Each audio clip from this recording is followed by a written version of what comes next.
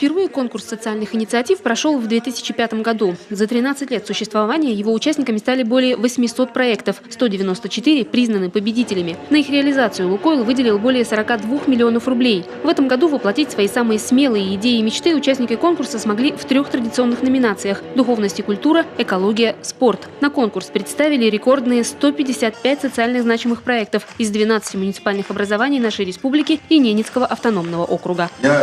От предприятия компании «Лукойл» хочу поблагодарить вас за активное участие в своей жизни, за позицию гражданскую, за то, что вы есть, за то, что вы такие активные, творческие. Вы берете, пробуете эти проекты, реализуете, делаете все, чтобы в нашем крае, на нашей земле жилось как можно лучше и комфортнее.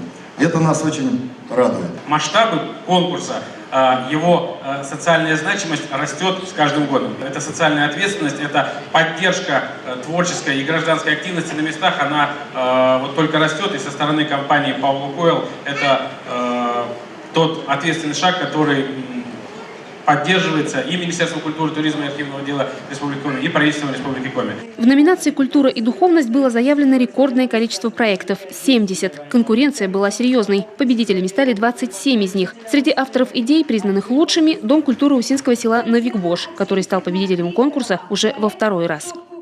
В 2013 году мы стали участниками проекта «Лукойла» в номинации «Конкурс социальных проектов», в номинации «Сохранение народных традиций». И вот там мы выиграли первый свой грант.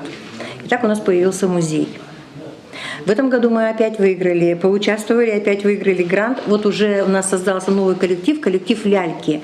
Эти куклы, которые вот мы делаем, да, они маленькие, а мы их сделали, мы их оживили. И вот сегодня дети увидели спектакль. Вот, мне кажется, что это интересная вот эта идея воплощения живыми куклами, чтобы они двигались, чтобы они показывали. Спорт – это движение, спорт – это жизнь. Из 56 претендентов в этой номинации жюри определило 19 победителей из Республики Коми и Ненецкого автономного округа. В основном средства грантов будут направлены на приобретение специального спортивного оборудования. Проект очень интересный. Это спортивное оборудование для улицы, это здоровье детей. Дети будут здоровы у нас всегда, потому что у нас будет возможность заниматься как в помещении, так и на улице. Это и тренажеры, и дополнительное игровое оборудование, и вообще спорт и мир. Следующая номинация посвящена Году экологии в России. В ней заявлено 29 проектов, 10 из которых высоко оценило жюри. Так в Выжме будет оборудована экологическая тропа, а Сыктывкарский государственный университет имени Петерима Сорокина воплотит идею создания эко- и этноэкскурсионных программ обучения воспитанников детских домов. Хочется поблагодарить руководство общества «Лукойл Коми» за то, что много лет поддерживает и нас. Очень приятно было увидеть людей, которые тоже объединены этим конкурсом.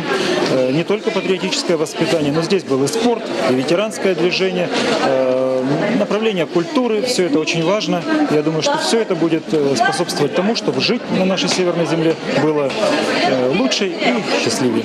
«Пока мы любим, мы живем». Ярким финальным аккордом гала-концерта стало выступление артистов из разных районов 2 северных регионов.